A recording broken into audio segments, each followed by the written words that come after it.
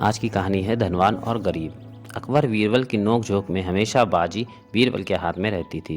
बादशाह अकबर इसीलिए बीरबल से तरह-तरह के प्रश्न समय-समय पर पूछा करते थे ताकि कभी तो उनका पलड़ा बीरबल से भारी रहे। एक दिन बादशाह अकबर बीरबल से बोले, बीरबल, इस दुनिया में कोई अमीर है, कोई गरीब है, ऐसा क्यों होता है? सब लोग ईश्वर को परमपिता कहते हैं, इस नाते सभी आदमी उनके पुत्र ही तो हुए। पिता अपने बच्चों को हमेशा अच्छा और खुशहाल देखना चाहता है, फिर ईश्वर परमपिता होकर क्यों किसी को आराम का पुतला बनाता है और किसी को मुट्ठी भर अनाज के लिए दर दर भटकाता है। जहाँ पनाह अगर ईश्वर ऐसा ना करे तो उसकी चल ही नहीं सकती। वैसे तो दुनिया में 5 पिता कहे गए हैं, इस नाते आप भी अपनी प्रजा के पिता हैं। फिर आप किसी को 1000, किसी को 500, किसी को 50, तो किसी को सिर्फ 5-7 रुपए ही वेतन देते हैं, जबकि एक महीने तक आप सभी से सख्ती से पूरा काम लेते हैं। ऐसा क्यों?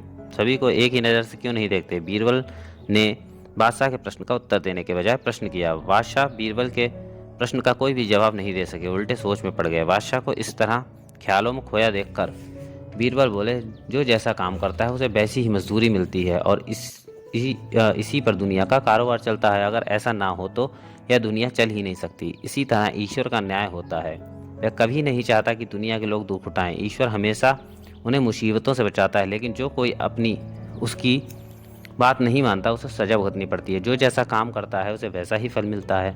जो ज़्यादा मेहनत करता है वो धनवान बनता है, जो कम काम करता है वह गरीब होता है। इसमें ईश्वर का कोई दोष नहीं।